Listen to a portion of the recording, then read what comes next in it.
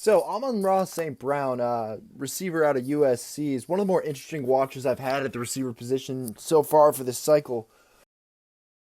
He's a five-star recruit from Mater Dei High, so he played at a power. He's got NFL pedigree. His brother, Equanimeous St. Brown, is a receiver for the Packers, and he's really had this upbringing of he's always been highly sought after ever since high school. And he had 3 years of college production, and the plays that you're going to see from this Texas game, he hit a buck 70 against Texas as a freshman, kind of his coming out game. But as I kept watching him, I found that he's not as straightforward of an evaluation as I originally thought. So I'm going to spend some time going into that today and telling you about what I really saw when I dug into his tape. So in 2019, Amon-Ra was used in the slot primarily and also at the bottom of stacked alignments when USC went in these formations. And he always comes back to the football. Ball's coming behind him. He comes back to the football nice, hands extended. It was tricky seeing a large sample size of immediate press coverage against this guy outside of the 2019 Washington film, which I found very valuable. If this guy does anything well, he's a little bit over 6 feet tall. I think he's listed 195. He's pretty rocked up, as you can see in the USC program. If this guy does anything well, it's winning the football down the field. Particularly, the skinny post route is the most effective route that I've seen him run. He tore up Notre Dame.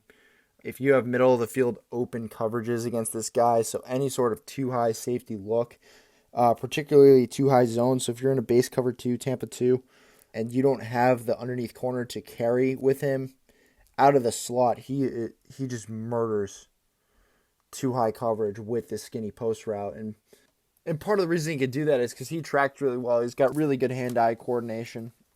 As you can see on this rep where the linebacker tries to carry with him, he just stabs that with one hand. Working over the middle of the field for a really nice rep. But I think by studying this route, how Amon-Ra won it, where he was used when he ran this, the coverages he faced, as well as his physical skill set all help to explain why he was so good at this route. So he won the post route because, one, he builds up speed, and he basically has a runway if he's not facing press coverage. He creates leverage or stacks on top of a defensive back or gets inside leverage on a safety, and he wins at the catch point, which is his best trait. So even against one high coverages, he's protected on this play by the stacked alignment. He's not facing press coverage, so he's able to stack on top of that defensive back in the deep third and has just enough speed to just get that necessary separation and then hold on for the touchdown on this rep. But he's not asked to make drastic cuts a lot, and I think, like Jalen Reagor, there's a little bit of stiffness to his game. And so Reagor running the same route, it's a little clunky, but I think Reagor runs faster than Amon-Ra. I think he's a more explosive, stronger athlete, evidenced by his 42-inch vert at the combine and what Bruce Feldman reported of him having a 600-pound squat. So I liked Reagor a little better than Amon-Ra, but Amon-Ra is better at the catch point.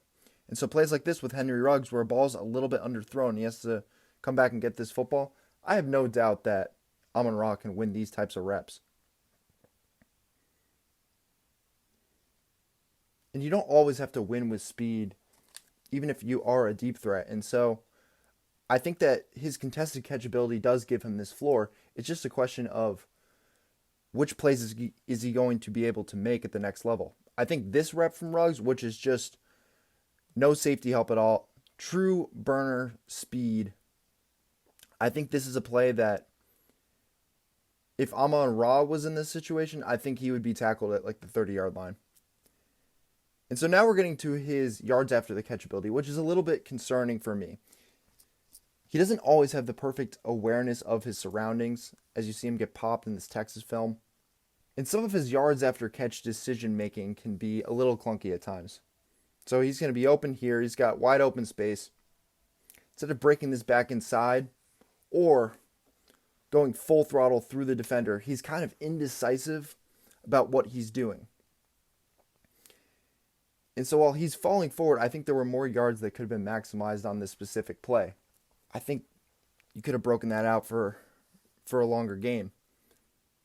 And this drag route as well.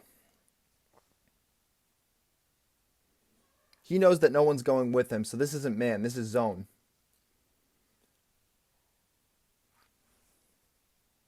And same thing here. He doesn't really go full throttle through the defender or really try to make him miss either. It's just this slowed down response. And so when you combine these yards after catch questions that I have about him with his tendency for some concentration drops, which usually come on manufactured touches like screens, you occasionally see one down the field, but not a ton of those. It's mainly screens and some of these out routes where he's just getting a little ahead of himself. I just have some questions about how he's going to win in the short areas of the field and how effective he can be in this area. And this is a lot different from, just because a player does have drops does not mean that they have bad hands. So you're going to see, we're talking about, again, always extending his hands to the football. This Stanford rep right here. Ball's thrown a little bit behind him, and you're going to see on this other angle when he's running the speed out. So if you stop it right there, hands away from his frame, opposite direction of his momentum. So yes, there may be certain routes that he's not going to be especially good at in the short areas of the field, but there's still plenty to like about his intermediate effectiveness, even projecting to the next level, particularly on out-breaking routes. There's a few reasons for this. One, he does have good route running traits. I don't think he's a break you off at the start of the route type of runner. He does like to build up a little bit of his acceleration. But part of the reason he's so good on these deep outs, sail concepts, even corner routes as well, is because he's really damn good at adjusting to the football. You're going to see on this Notre Dame rep. Watch at the very, very end. Hauling that in. And this goes back to, he was a 5-star athlete for a reason. He's got really good hand-eye coordination. It's why he wins the football down the field, and it's why he can win on these routes as well. And so KJ Hamler is a player drafted last year that can also win on these types of routes. But the way that they win is a little bit different. Hamler's smaller, and he has more joystick maneuverability. He's just super fluid, super quick. And so how Hamler wins at the line of scrimmage is even different from Amon-Ra St. Brown. He's not going to want to get as physical with his releases. He's going to want to use his quickness to his advantage to create separation in the short areas of the field. Really nice rep here. Way to adjust to that ball. And this is something you see from Amon-Ra St. Brown too. Adjustments back to the football, away from his frame. You don't have to be completely on target when you're targeting him. You're going to see from this angle. And that's really fluid. He turns with the ball side. And so because Amon-Ra wins differently than a player like KJ Hamler, and I don't think he's quite as dominant of an athlete as a Jalen Reagor, I really want to see how he's going to deal with physical press coverage at the line of scrimmage. And so 2019, he was facing Elijah Molden, who's going to be a day 2 corner prospect at the nickel position.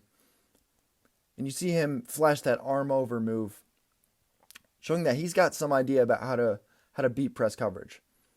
These two went back and forth at it all day back in 2019. I would say that he showed some signs in terms of he has an idea about what he needs to do to create his leverage. And that's kind of the one part of his 2020 film that I still really want to look into even more. Because if he can do this, then he's going to be able to effectively get to the intermediate routes of the field and win on those reps and create the leverage that he needs to show off his contested catch ability. His body control, his high pointing the ball, his toughness, all that kind of stuff. So at this point, his evaluation is still incomplete. We still got games to play. We still got testing to see how he's going to do.